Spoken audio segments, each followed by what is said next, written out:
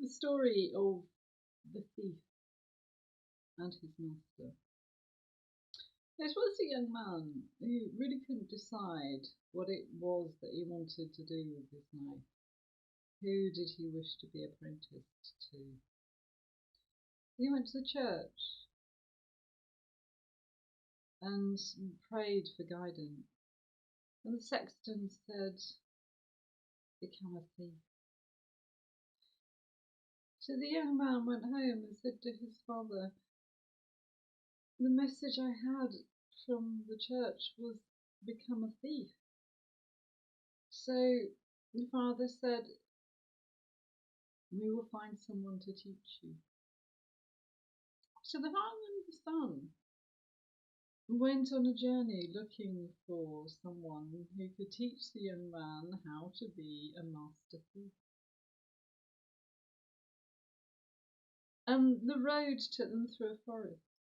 And there in the forest was a little cottage, and sitting outside the forest was an old lady. Perhaps she was sitting there spinning, working away at her drop spindle. And the young man said to the old woman, "Do you know of anyone who can teach me how to be a master thief?" The old woman looked at him and said, "My son is a master thief. He will teach you, and I can teach you other arts which will be useful to you." So they met, the old woman's son, who said to the father, "Come back in 12 months' time. If you recognise your son, you can take him home with you. If you do not recognise him, you will owe me 200 pieces of silver." So 12 months later, the father made the long journey to the little cottage in the woods. And he was quite concerned about this. And on his way, he met a dwarf. The dwarf said to the man, "Why do you look so worried and so anxious?" And the father said, "I am on my way to meet my son, and he is now a master thief. But if I cannot recognise him, I will owe his master 200 pieces of silver, and I have no way of paying that." The dwarf, I don't know if he smiled, I don't know if dwarfs usually do smile, but the dwarf said, "Take a piece of bread with you. Hanging up in the cottage will be a basket, and inside the basket will be a bird. That bird will be your son. Simply show him a piece of bread, and the bird will come down to eat it, and he will turn himself back into your human son." The father really had no choice but to believe the dwarf. So he carried on until he found the little cottage and spoke to the master thief. And he went inside, and it was just as the dwarf had said. There was a basket hanging up inside the cottage, and inside the basket was a little bird. And when the father showed the bird some bread, the bird flew out of the basket and then turned himself into the human form of the father's son. So the father owed the master thief nothing.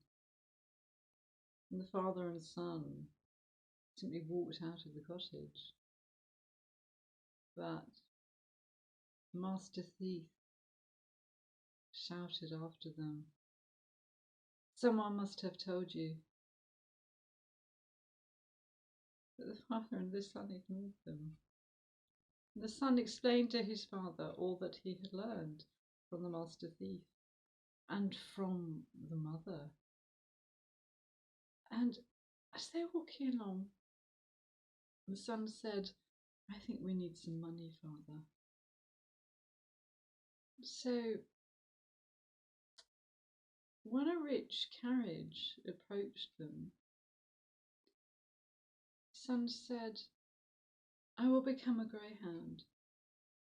Sell me to the rich man in the carriage.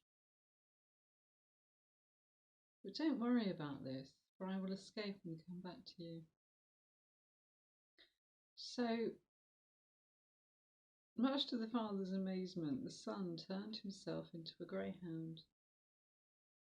And it was just as the son said. The rich man in the carriage bought the greyhound for 30 pieces of silver. And then the greyhound turned himself back into the young man and escaped. And of course, the father was overjoyed to have 30 pieces of silver and his son back. A few days later, there was a fair, and the father and the son decided that they could play the same trick again. The son turned himself into a fine horse,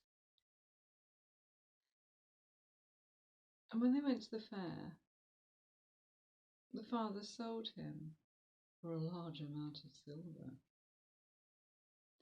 But the son had said, "After you have sold me, take off my bridle, for if, as a horse, I am wearing a bridle, I cannot turn back into a human."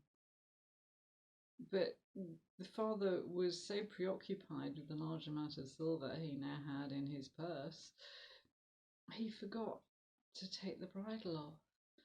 And oddly enough, it was the master thief who bought the horse. So when he returned home to the cottage in the woods, and the maid was leading the horse into the stable, the horse said to her, "Take off my bridle, take off my bridle." The maid looked at the horse and said, "You can talk," as of course you would if you found yourself listening to a talking horse. So she took the bridle off the horse. He turned into a sparrow, but the master thief saw this and turned himself into a sparrow, and the two fought in mid-air, and the master lost and fell into a barrel of water, and there he turned himself into a fish. So the young thief jumped in after him and turned himself into a fish, and the two fought, and the master thief turned himself into a rooster, and the young thief turned himself into a fox and bit off the rooster's head. And so the master thief died. And as far as I know, he's still dead.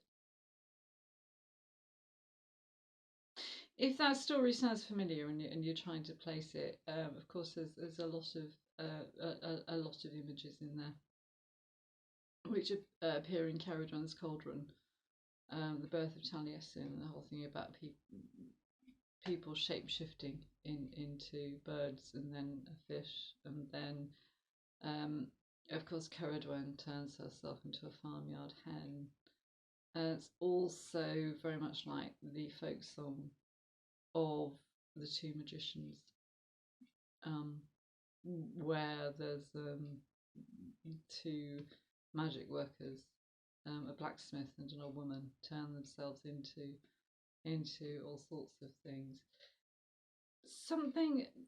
It is said that the Grimm brothers' stories go back a very, very long way, that they collected stories, and we don't know how old some of these stories are, but certainly they do seem to have a lot of the kind of hallmarks of a lot of very ancient tales. If you know the Norse myths, if you don't, you might like to join Viking Stories.